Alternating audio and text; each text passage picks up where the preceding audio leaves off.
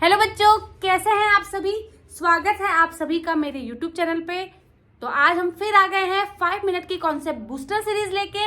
और आज का जो हमारा टॉपिक है वो टॉपिक है क्रिस्टलन जल।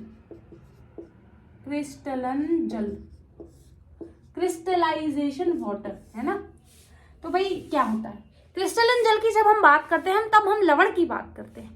तो लवण के पहले डेफिनेशन लिखते हैं फिर समझेंगे भी, है ना। लवण के एक सूत्र इकाई में, लवण के एक सूत्र इकाई में उपस्थित जल के अणुओं की संख्या।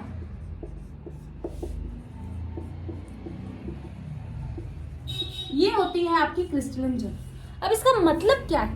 लवण के एक सूत्र इकाई में, जैसे आपको पता होगा कि जब लवणों की बात करते हैं हम तब, या आयनिक यौगिकों की बात करते हैं तब हम बात करते हैं सूत्र इकाई द्रव्यमान।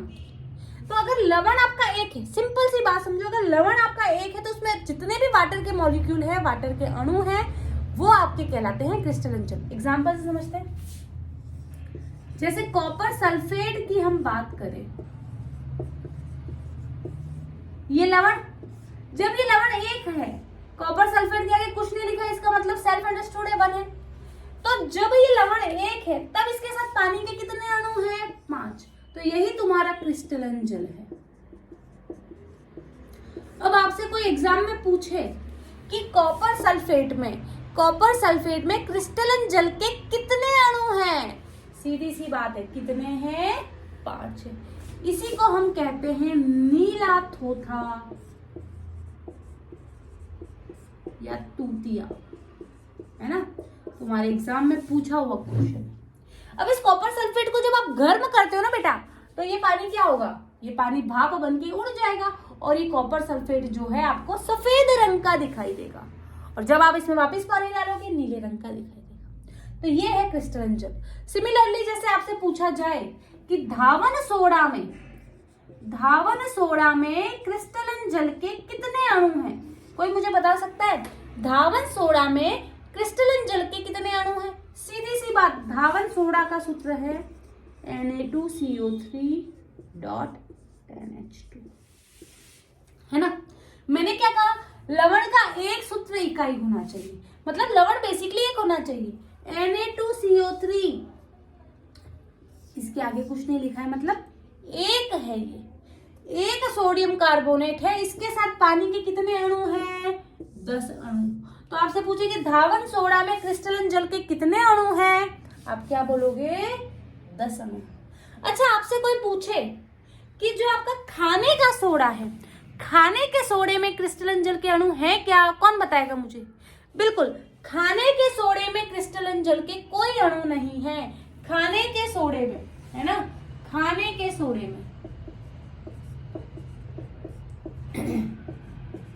खाने का सोडा मतलब सोडियम बाइकार्बोनेट NaHCO3, इसके साथ वाटर का कोई मॉलिक्यूल नहीं है, इसका मतलब इसमें क्रिस्टलन जल के कोई अणु नहीं है। सिमिलरली अगर हम बात करें जिप्सम की, है ना, यहां लिख लेती हूँ, यहाँ पे जिप्सम की अगर हम बात करें तो भाई जिप्सम की अगर हम बात करें तो कैल्शियम सल्फेट के साथ 2 अणु जल के होते हैं। तो आपसे पूछे कि जिप्सम में क्रिस्टलन जल के कितने अणु? जिप्सम में क्रिस्टलन जल के 2 अणु। आपसे पूछे पीओपी, प्लास्टर ऑफ पेरिस में क्रिस्टलन जल के कितने अणु? भाई पीओपी का फॉर्मूला है कैल्शियम सल्फेट का हेमीहाइड्रेट, अर्ध हाइड्रेट आधा अणु है जल का, तो इसीलिए प्लास्टर ऑफ पेरिस में क्रिस्टलन जल का आधा अणु। तो क्रिस्टलन जल का मतलब आई होप आपको समझ में आ गया होगा कि लवण के एक सूत्र इकाई में कितने अणु जल के हैं, है ना। कॉपर सल्फेट नीला थोथा एग्जाम में बार बार पूछा गया है, याद रखना, 5 अणु जल के। धावन सोडा में 10 अणु क्रिस्टलन जल के। जिप्सम में 2 अणु क्रिस्टलन जल के, है ना। प्लास्टर ऑफ पेरिस में आधा अणु क्रिस्टलन जल का, और खाने के सोडे में क्रिस्टलन जल नहीं है। तो आई होप आपको क्लियर है। क्लास को लाइक जरूर करें, शेयर जरूर करें, यूट्यूब पे नए हैं तो सब्सक्राइब के बिना ना जाएं। मिलते हैं नेक्स्ट क्लास में, तब तक के लिए बाय बाय, टेक केयर।